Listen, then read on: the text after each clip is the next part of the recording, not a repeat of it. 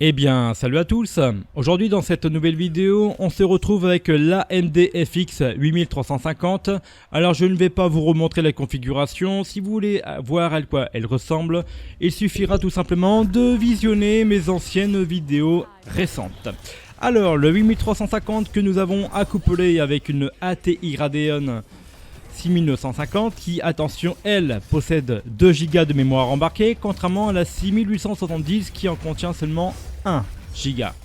Alors nous avons 8 Go en DDR3 1600, ce sont des Crucial Ballistics, et nous atteignons même pas plus haut que 30 images par seconde sur le jeu Smith ici présent.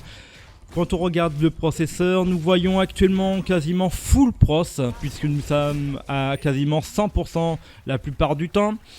43-46% en moyenne, et on n'ira pas plus haut pour la carte graphique. Je pense et je suspecte un petit léger effet d'étranglement, comme on a pu le voir avec le Q6600, et je crois que j'avais installé la 750 Ti. Oui, c'est ça, je pense. Et du coup, voilà. Donc les graphismes ici sont en moyen. Je commence vraiment à kiffer ce jeu à force de tester ce jeu pour vous montrer et démontrer les cartes graphiques, les benches, la patate qu'elles peuvent avoir.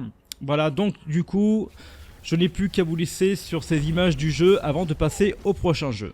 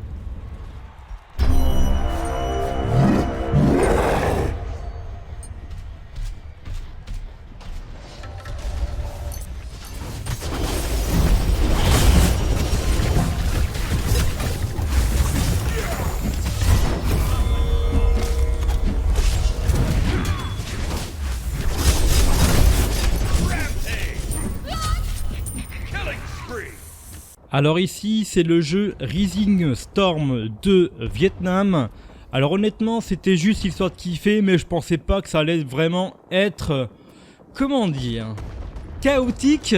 Ouais, on va sortir le mot chaotique, puisque nous avons même pas plus de 10 images par seconde en moyenne. Ouais, le processeur quant à lui quasiment allez, à 90%, il tourne bien. La carte graphique est toujours en revanche à une quarantaine de pourcents. Elle n'ira pas plus haut. Elle n'ira pas plus haut, je veux dire pas plus de 40% plus ou moins. Hein.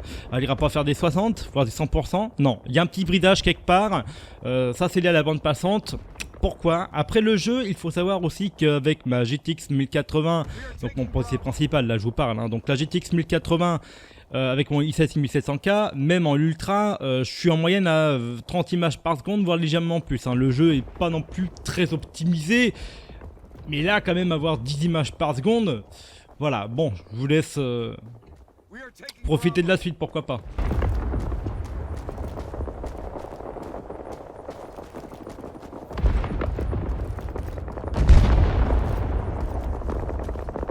We are taking Bravo.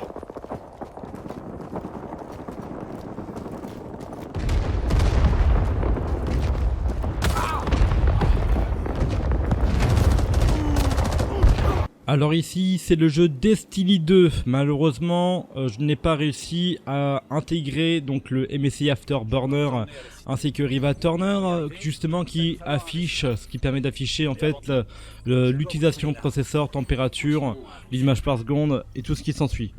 Bon, alors les images par seconde, en gros ça va être un petit peu à la louche. on va dire plus ou moins 30 images par seconde. En revanche, vu que j'avais 2 écrans, j'ai mis MSI Afterburner sur le côté gauche. Donc du coup, j'ai pu voir qu'on était quand même au maximum de la carte. C'est-à-dire ici, il n'y avait pas de bridage. On était à 96% la carte graphique. La température, nous avons quand même monté à 75 degrés. Je crois que j'étais vraiment... comment je peux vous dire, c'était vraiment le jeu où ça consommait vraiment le plus. Hein. J'ai même senti, même au bruit du ventilateur. Alors, la carte Sapphire... c'est vrai qu'ils ont des bons systèmes de refroidissement, mais bordel, qu'est-ce qu'ils sont bruyants quand même, ok. Pour le processeur, on était quand même à chaque fois à peu près à 90-100%, quasiment maximum. La température du processeur, on était au maximum à 65 degrés, ce qui est vraiment rien, hein, ça va encore. Donc voilà, je n'ai plus qu'à vous dire à la prochaine et je vous laisse sur les images du jeu. Bye.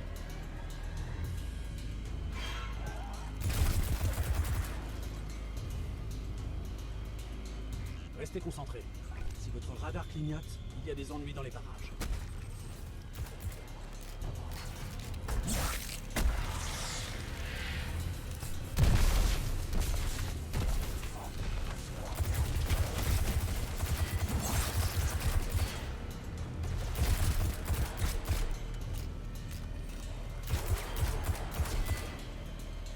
Les déchus sont des pilleurs. Des pirates extraterrestres ramassant les restes de l'humanité. En parlant de pirates, voilà une cage de butin. Regardons ce qu'elle contient.